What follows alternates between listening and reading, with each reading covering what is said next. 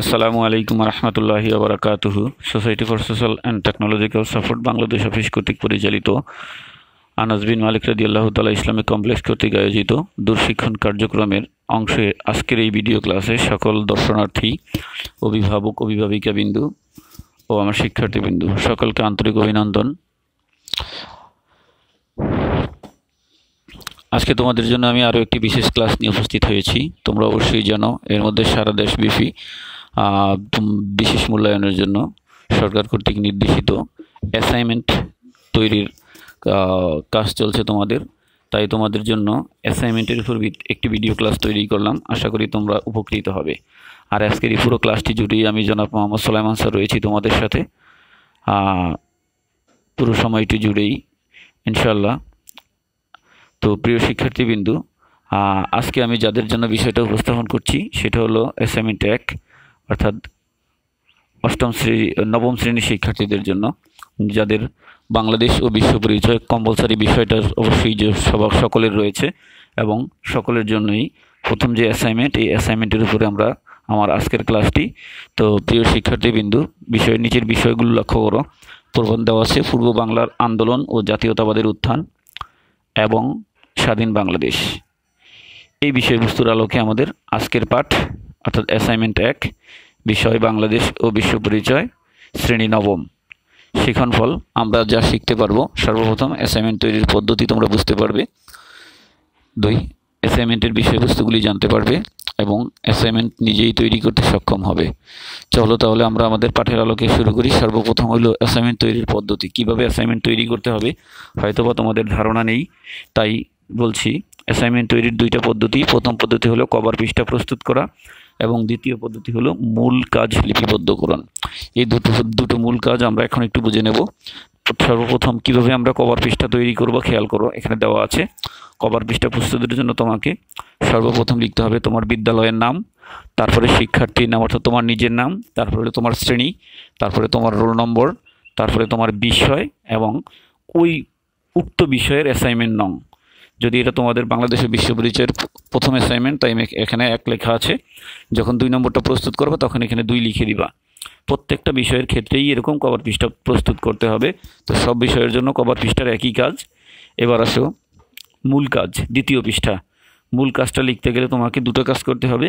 প্রথমত ফটোকপির দোকান থেকে তোমাদের A4 সাইজের যে কাগজ আছে সে কাগজ সংগ্রহ করতে হবে এবং প্রত্যেক কাগজের প্রথম উপরের পৃষ্ঠায় লিখবা এবং নিচের পৃষ্ঠা খালি থাকবে। অর্থাৎ প্রত্যেকটা কাগজের 2টা পৃষ্ঠার উপরের পৃষ্ঠায় 1 পৃষ্ঠায় লিখবো আর 1 পৃষ্ঠাকে আমরা ফাঁকা রাখবো। ঠিক এইভাবে আমরা আমাদের মূল কাজগুলি শেষ করে নেব, অ্যাসাইনমেন্টগুলো তৈরি করব। তো প্রত্যেকটা অ্যাসাইনমেন্ট অবশ্যই তোমরা এর ভিতরে সিলেবাস এবং তোমাদের বিষয়বস্তু কাজ পেয়ে গেছো।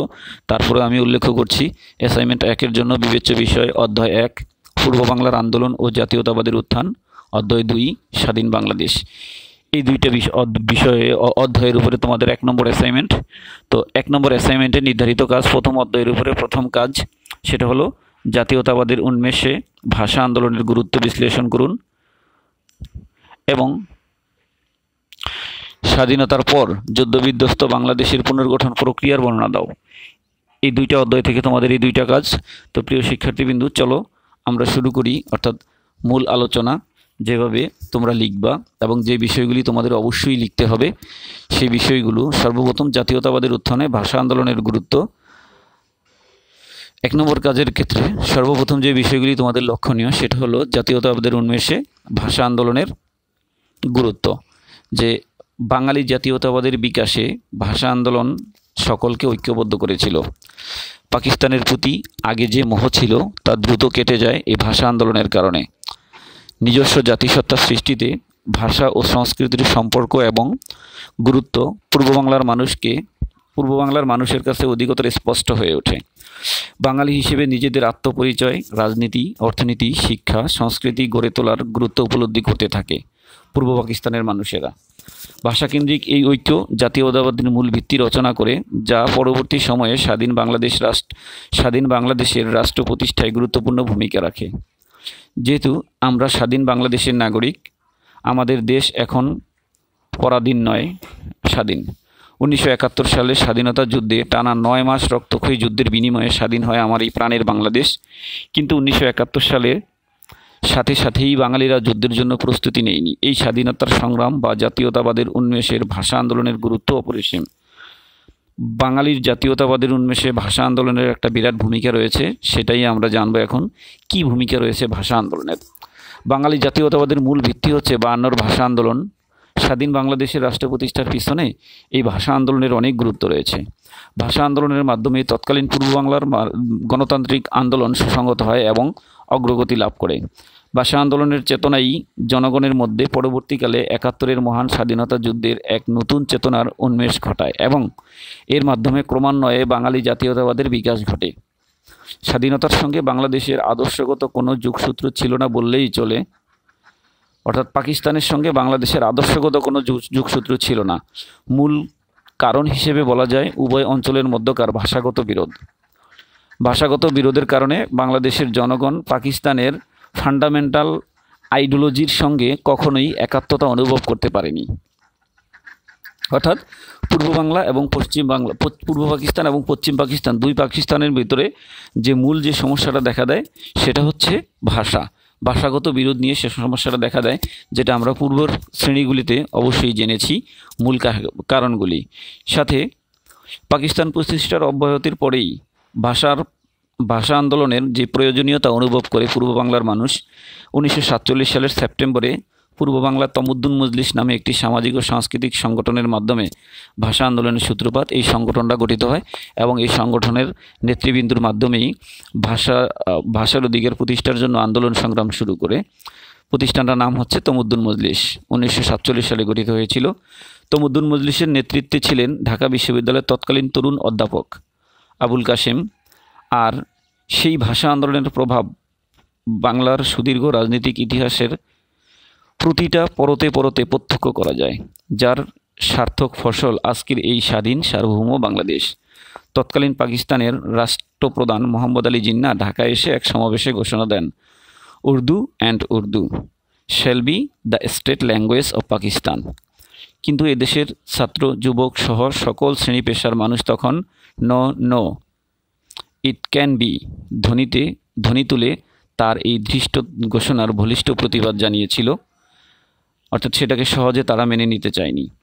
পূর্ব বাংলার 3টি পর্যায়ে এই আন্দোলন পরিচালিত হয়েছিল। তার ভিতরে প্রথম পর্যায়ে 1947 সালের নভেম্বরে করাচিতে কেন্দ্রীয় পর্যায়ের একটি শিক্ষা বিষয়ক সম্মেলন অনুষ্ঠিত হয়।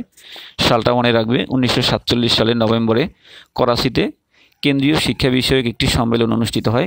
আর এই সম্মেলনে উর্দুকে গোটা পাকিস্তানের একমাত্র রাষ্ট্রভাষা করার সিদ্ধান্ত হয়েছিল। ফলে পূর্ব পাকিস্তানের এই সিদ্ধান্তের প্রতিবাদে বিক্ষোভ শুরু হয়। 1948 সালের জানুয়ারিতে এই সিদ্ধান্তের বিরুদ্ধে ঢাকায় সর্বপ্রথম রাষ্ট্রভাষা সংগ্রাম পরিষদ গঠন করা হয়।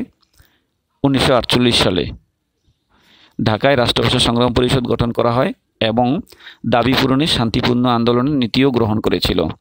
রাষ্ট্রভাষা সংগ্রাম পরিষদের কতগুলি দাবি ছিল, তার মধ্যে প্রথম দাবি ছিল বাংলা ভাষা হবে পূর্ব বাংলার একমাত্র শিক্ষার বাহন ও অফিস আদালতের প্রধান মাধ্যম, অর্থাৎ বাংলা ভাষায় তারা কাজ করবেন।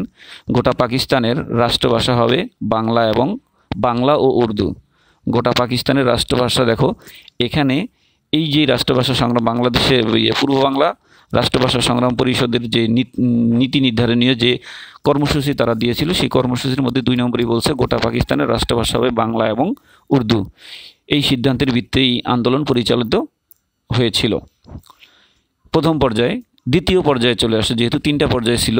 দ্বিতীয় পর্যায়ে 1948 সালের 23শে ফেব্রুয়ারি পাকিস্তানের গণপরিষদের প্রথম অধিবেশন বসছিল। সেখানে কংগ্রেস দলীয় সদস্যরা, বিশেষত কুমিল্লার একজন সদস্য নাম ধীরেন্দ্রনাথ দত্ত, তোমরা নাম শুনেছ আগেই, যে উনি উর্দু এবং ইংরেজির পাশাপাশি বাংলা ভাষা ব্যবহারের দাবি জানান। কিন্তু পাকিস্তানের প্রধানমন্ত্রী ছিলেন তখন লিয়াকত আলী খান এই দাবির বিরোধিতা করেন। ফলে ঢাকার ছাত্র সমাজ, বুদ্ধিজীবী মহলের চরম অসন্তোষ ও বিষোদাগার ছড়িয়ে পড়ে। তারপর 26শে ফেব্রুয়ারি সর্বত্র ধর্মঘট পালিত হয় এর বিরোধিতা করার কারণে। কিন্তু 1948 সালের 21শে মার্চ মোহাম্মদ আলী জিন্নাহ রেসকোর্স ময়দানে একটি জনসভায় এসে কার্জন হলের এক সমাবর্তনী অনুষ্ঠানে পুনরায় ঘোষণা দেন উর্দুই হবে পাকিস্তানের একমাত্র রাষ্ট্রভাষা। এই আন্দোলনের পর পুনরায় রাষ্ট্রভাষা আদায়ের জন্য ভাষা আন্দোলন পুনরায় চাঙ্গা হয়ে ওঠে এবং দেশব্যাপী তীব্র প্রতিবাদের ঝড় প্রবাহিত হতে থাকে। দ্বিতীয় পর্যায়ের পরে তৃতীয় বা চূড়ান্ত পর্যায়ে ভাষা আন্দোলনের তৃতীয় পর্যায়ে বা চূড়ান্ত পর্যায়ে ভাষা আন্দোলনের যে চূড়ান্ত পর্যায়ে রূপ নেয় 1950 ও 1952 সালে। 1950 সালে পাকিস্তানের প্রধানমন্ত্রী লিয়াকত আলী খান নতুন করে ঘোষণা দেন যে উর্দুই হবে পাকিস্তানের একমাত্র রাষ্ট্রভাষা। তখনকার সমাজে শিক্ষক, বুদ্ধিজীবী সহ সব শ্রেণী পেশার মানুষের মাঝে নিবারুদ ক্ষোভ ও হতাশার সৃষ্টি হয় মোহাম্মদ আলী জিন্নাহর এই ঘোষণার পরে। তখন যে আন্দোলন, এই আন্দোলনের গতি ধীরে ধীরে তীব্র থেকে তীব্রতর হতে থাকে। পুনর্সিদ্ধান্ত অনুযায়ী 21শে ফেব্রুয়ারি বিশ্ববিদ্যালয় চত্বরে প্রতিবাদ সমাবেশের আহ্বান করা হয়। সমাবেশ শেষে মিছিল বের করা হয়।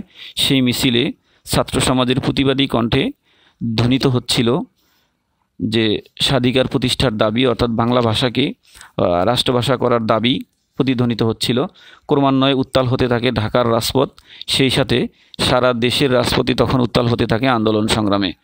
ওই সময় প্রাদেশিক পরিষদের নেতৃবৃন্দদের প্রাদেশিক পরিষদের অধিবেশন চলছিল, আর সেই অধিবেশনটা হচ্ছিল ঢাকায়।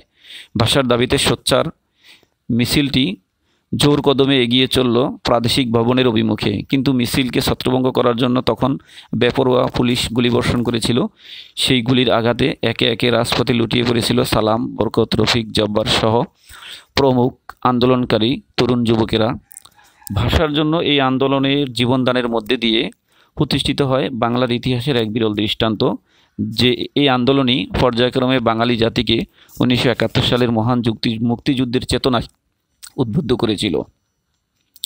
অর্থাৎ এভাবেই যে এই অঞ্চলের তরুণদের রক্তের বিনিময়ে আমরা অর্জন করেছিলাম আমাদের প্রাণের ভাষা, আমাদের মাতৃভাষা বাংলাকে। এটা হচ্ছে তোমাদের প্রশ্নের প্রথম কাজের ক্ষেত্রে। তো এভাবে তোমরা তোমাদের পাঠ্য বই থেকে পাঠ্য বইয়ের সাথে আবারও মিলিয়ে নেবে। তো এই পর্যায়ে একটা একক কাজ রয়েছে, সেটা হচ্ছে আর এই একক কাজটার জন্য তোমাদের 5 মিনিট সময় রইল। তোমরা এই কাজটা অর্থাৎ প্রশ্নের উত্তরগুলি খাতায় লিখবে, খাতায় লিখে ছবি তুলে তারপরে গ্রুপে জমা দেবে। প্রথম প্রশ্ন, এখানে 3টা প্রশ্ন রয়েছে। প্রথম প্রশ্ন, জাতীয়তাবাদী আন্দোলনের মূল ভিত্তি কোনটি ছিল? কোন কারণে পূর্ব পাকিস্তানের বাঙালিরা পশ্চিম পাকিস্তানিদের সাথে একাত্মতা ঘোষণা করতে পারেনি? 3, সর্বপ্রথম রাষ্ট্রভাষা সংগ্রাম পরিষদ গঠন করা হয় কত সালে? প্রশ্ন 3টার উত্তর অবশ্যই পিছনের যে আলোচনা আছে সেখানে আছে। তো আলোচনার আলোকে প্রশ্নগুলির উত্তর লিখে গ্রুপে জমা দেবে। আশা করি কাজটা শেষ করেছো। এবার আমরা চলে যাব আমাদের অ্যাসেসমেন্টের দ্বিতীয় অংশে, অর্থাৎ দ্বিতীয় যে প্রশ্নটা রয়েছে সেই দ্বিতীয় প্রশ্নটার আলোকে। দ্বিতীয় প্রশ্নটা হচ্ছে স্বাধীনতা উত্তর বাংলাদেশের যুদ্ধবিধ্বস্ত বাংলাদেশ পুনর্গঠন প্রক্রিয়া। বঙ্গবন্ধু শেখ মুজিবুর রহমান তৎকালীন প্রধানমন্ত্রী এবং রাষ্ট্রপতি হিসেবে যুদ্ধবিধ্বস্ত বাংলাদেশ পুনর্গঠন প্রক্রিয়ায় হাত দিয়েছিলেন। তো সেটা সম্পর্কেই এখন আমরা একটু আলোচনা করছি, বাকিটা তোমরা বই থেকে মিলিয়ে নেবে। তো স্বাধীনতার পরবর্তী যুদ্ধবিধ্বস্ত বাংলাদেশের পুনর্গঠন প্রক্রিয়ার ক্ষেত্রে 1971 সালের যে রক্তক্ষয়ী সংগ্রাম হয়েছিল, এই সংগ্রামে বাংলাদেশ ধ্বংসস্তূপে পরিণত হয়েছিল। এই ধ্বংসস্তূপের মধ্য থেকেই বঙ্গবন্ধু শেখ মুজিবুর রহমানের ঐকান্তিক প্রচেষ্টায়, সাধারণ মানুষের অংশগ্রহণ এবং তাদের প্রচেষ্টায় সকলে মিলে যে তারা চেষ্টা করেছিলেন, সেই চেষ্টার কারণেই এই যুদ্ধবিধ্বস্ত একটা দেশ আস্তে আস্তে তারা পুনর্গঠন করতে সক্ষম হয়েছিলেন। বাঙালিদের জন্য যুদ্ধবিধ্বস্ত বাংলাদেশ পুনর্গঠন ছিল সবচেয়ে বড় চ্যালেঞ্জ। তখন বঙ্গবন্ধু শেখ মুজিবুর রহমান, তৎকালীন রাজনৈতিক নেতৃবৃন্দ সহ দেশপ্রেমিক যে নাগরিকরা ছিল তাদের তত্ত্বাবধানে স্বাধীনতা পূর্ববর্তী যুদ্ধবিধ্বস্ত বাংলাদেশের পুনর্গঠনের কাজে হাত দেন এবং যুদ্ধবিধ্বস্ত বাংলাদেশকে পুনর্গঠন করার জন্য অক্লান্ত পরিশ্রম করেন। স্বদেশ প্রত্যাবর্তনের পর বঙ্গবন্ধু শেখ মুজিবুর রহমান কিছুদিনের জন্য অন্তর্বর্তীকালীন রাষ্ট্রপতির দায়িত্ব পালন করেন। এরপর 1972 সালের 12ই জানুয়ারি সংসদীয় ব্যবস্থা প্রবর্তন করার মধ্যে দিয়ে বঙ্গবন্ধু শেখ মুজিবুর রহমান প্রধানমন্ত্রী হন এবং প্রধানমন্ত্রীর দায়িত্ব পালন করতে গিয়েই তিনি প্রধানমন্ত্রীর দায়িত্ব পালন করেন এবং সাথে তখন রাষ্ট্রপতির দায়িত্ব দেওয়া হয়েছিল বিচারপতি আবু সাঈদ চৌধুরীকে। তখন এই দুজনে মিলে অন্যান্য নেতৃবৃন্দদের সাথে নিয়ে যুদ্ধবিধ্বস্ত বাংলাদেশের পুনর্গঠনে হাত দেন। আর এই পুনর্গঠনে হাত দিতে গিয়ে কতগুলি ধাপ অবলম্বন করেন।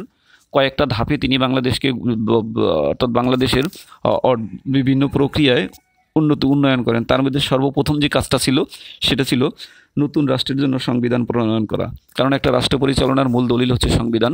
সংবিধান অনুযায়ী রাষ্ট্র পরিচালিত হতে হবে। যেহেতু বাংলাদেশ তখন নতুন রাষ্ট্র ছিল, তাই বঙ্গবন্ধু শেখ মুজিবুর রহমান সহ তখন সর্বপ্রথমেই একটা সংবিধান প্রণয়ন করতে হবে। তাই প্রথমেই তিনি সংবিধান প্রণয়নের পদক্ষেপ নেন। আর সে সময়ের চারটি মূলনীতি হিসেবে জাতীয়তাবাদ, ধর্মনিরপেক্ষতা, গণতন্ত্র ও সমাজতন্ত্র ঘোষণা করে যে সংবিধান প্রস্তুত করা হয়েছিল, এই সংবিধানের তখন নাম দেওয়া, সংবিধানের একটা উপনামও ছিল এরকম যে মুজিববাদ।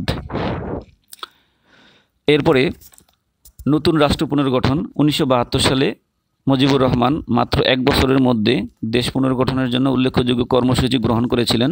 তার মধ্যে উল্লেখযোগ্য কয়েকটা কর্মসূচি আমি উপস্থাপন করছি। প্রথম হলো প্রশাসনিক ব্যবস্থার পুনর্গঠন, সংবিধান প্রণয়ন, 1 কোটি মানুষের পুনর্বাসন, অর্থাৎ যারা ভারতে গিয়ে আশ্রয় গ্রহণ করেছিল শরণার্থী হিসেবে তাদের পুনর্বাসন, যোগাযোগ ব্যবস্থার উন্নয়ন, প্রশাসনিক সম্প্রসারণ, শিক্ষার্থীদের জন্য প্রাথমিক পর্যন্ত বিনামূল্যে বই বিতরণ এবং মাধ্যমিক পর্যন্ত নামে মাত্র পাঠ্যপুস্তক সরবরাহ, মাদ্রাসা শিক্ষা বোর্ড পুনর্গঠন। এরপরে 11,000 প্রাথমিক বিদ্যালয়কে জাতীয়করণ, 40,000 প্রাথমিক বিদ্যালয় সরকারিকরণ, দুস্থ মহিলাদের কল্যাণের জন্য নারী পুনর্বাসন সংস্থা, মুক্তিযোদ্ধাদের জন্য মুক্তিযোদ্ধা কল্যাণ ট্রাস্ট গঠন, 25 বিঘা পর্যন্ত জমির খাজনা মওকুফ। ঠিক এভাবে তিনি অনেকগুলি কর্মসূচি হাতে নিয়েছিলেন। এরপরে 3 নম্বরে যে কাজটা ছিল সেটা ছিল অর্থনীতির পুনরুদ্ধার, অর্থাৎ অর্থনীতির পুনরুদ্ধার। নবনির্বাচিত মুজিবনগর সরকারের গুরুত্বপূর্ণ কিছু চ্যালেঞ্জের মুখোমুখি হয়েছিলেন, যার মধ্যে 1971 সালে দেশ ছেড়ে চলে যাওয়া লক্ষ লক্ষ শরণার্থীর পুনর্বাসন, আর স্বাস্থ্যসেবা উপকরণ সরবরাহ ও অন্যান্য প্রয়োজনীয় বিষয়াবলী ছাড়াও 1970 খ্রিস্টাব্দে ঘূর্ণিঝড়ের প্রভাব এবং যুদ্ধের ফলে দেশের যে অর্থনীতির অবস্থার চরমভাবে ভেঙে পড়েছিল, ক্রমান্বয়ে সেই অর্থনীতির অবস্থা উন্নতি করার জন্য তারা কাজ করেছিলেন।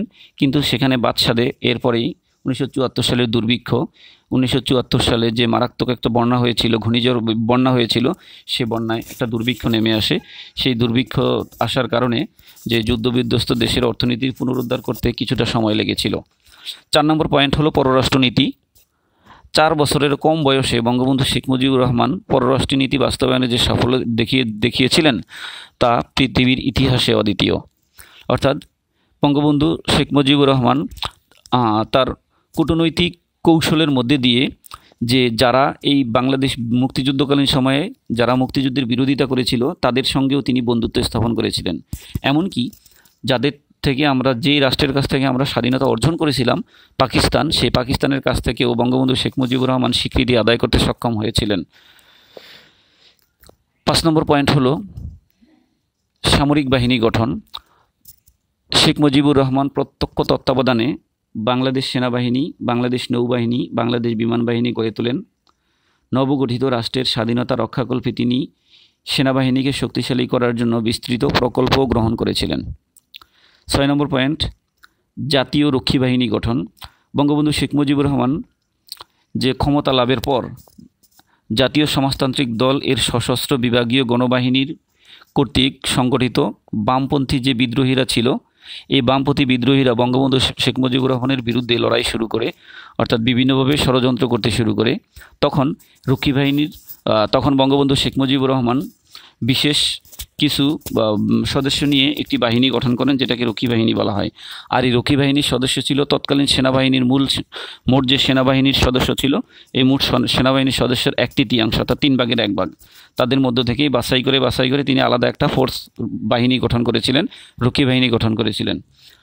শুরুর দিকে রক্ষী বাহিনী বেশ কিছু কার্যকর পদক্ষেপ নিয়ে অনেক অস্ত্রশস্ত্র চোরাচালানের মালামাল উদ্ধার সহ অনেক কালোবাজারির কার্যক্রমও কিছুটা প্রতিহত করতে সক্ষম হয়েছিলেন। এরপরে রাজনৈতিক অস্থিতিশীলতা।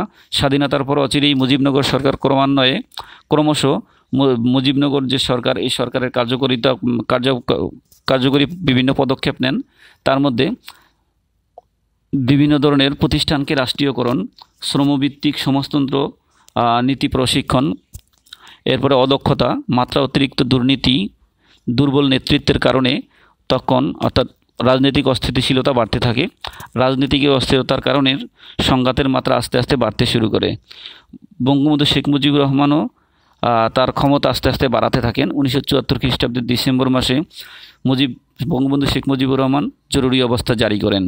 এভাবেই স্বাধীনতার পরবর্তী সময়ে অর্থাৎ রাজনৈতিক পুনর্গঠনে বঙ্গবন্ধু শেখ মুজিবুর রহমান হাত দিয়েছিলেন। তো প্রিয় শিক্ষার্থীবৃন্দু, স্বাধীনতা উত্তর বাংলাদেশ অর্থাৎ পুনর্গঠনের জন্য বঙ্গবন্ধু যে সমস্ত পদক্ষেপ নিয়েছিলেন তোমাদের পাঠ্য বইয়ের আলোকে তোমরা আরও ভালো করে সেখান থেকে জেনে নেবে। তো এ পর্যায়ে তোমাদের জন্য আরেকটি একক কাজ রয়েছে। আগের মতোই কাজটা শেষ করে গ্রুপে ছবি তুলে জমা দেবে। প্রথম প্রশ্ন, যুদ্ধবিধ্বস্ত বাংলাদেশের স্বাধীনতা উত্তর কখন সংসদীয় ব্যবস্থার প্রবর্তন করা হয়? 2, বঙ্গবন্ধু শেখ মুজিবুর রহমান কর্তৃক যুদ্ধবিধ্বস্ত বাংলাদেশের পুনর্গঠনের ধাপগুলো কী কী? শুধু ধাপগুলি লিখবা।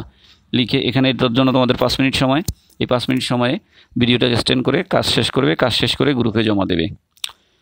আশা করি কাজটা শেষ করেছো প্রিয় শিক্ষার্থীবৃন্দু। আমরা চলে গেলাম আমাদের পরের আলোচনায়। এ পর্যায়ে রয়েছে মূল্যায়ন। মূল্যায়নে 5টা প্রশ্ন রয়েছে। প্রশ্নের উত্তরগুলি তোমরা যারা আনাস বিন মালিক রাদিয়াল্লাহু ইসলামিক কমপ্লেক্সে রয়েছে তোমরা গ্রুপে ছবি তুলে গ্রুপে জমা দেবে। প্রথম প্রশ্ন, বাংলাকে পাকিস্তানের রাষ্ট্রভাষার মর্যাদা দেওয়া হয় কখন? 2, তমুদ্দুন মজলিস কি? 3, স্বাধীনতার পরবর্তী কত সালে বাংলাদেশের দুর্ভিক্ষ হয়েছিল, অর্থাৎ কোন সালে কত সালে দুর্ভিক্ষটা হয়েছিল? 4, বঙ্গবন্ধু কর্তৃক জাতীয় রক্ষী বাহিনীর সদস্য সংখ্যা কত ছিল? আমি আলোচনা করে দিয়েছি, মোট সেনাবাহিনীর 1/3। বঙ্গবন্ধুর সুদক্ষ পররাষ্ট্রনীতির মাধ্যমে 1971 সালের আগস্ট পর্যন্ত কতটি দেশের স্বীকৃতি লাভ করতে সক্ষম হয়েছিল? প্রিয় শিক্ষার্থীবৃন্দ, আশা করি প্রশ্ন উত্তরগুলো তোমরা পেয়েছো। যদি না পেয়ে থাকো তাহলে অবশ্যই ফোন নম্বর দেওয়া আছে, ফোন নম্বরে অথবা কমেন্ট বক্সে জানাবে। এ পর্যায়ে তোমাদের বাড়ির কাজ রয়েছে। বাড়ির কাজ তোমাদের অ্যাসাইনমেন্ট 1 অবশ্যই তোমরা পেয়ে গেছো। না পেলে সংগ্রহ করবে, সংগ্রহ করে অ্যাসাইনমেন্টটা তৈরি করবে, তৈরি করে জমা দেবে। তো এতক্ষণ সাথে থাকার জন্য সকলকে অসংখ্য ধন্যবাদ। সবাই ভালো থাকো, সুস্থ থাকো, এই শুভকামনায় শেষ করছি আজকের ক্লাস। আবার অন্য কোনো পরবর্তী ক্লাস নিয়ে খুব শীঘ্রই তোমাদের সাথে আবার দেখা হবে। ততদিন পর্যন্ত ভালো থাকো। আল্লাহ হাফেজ।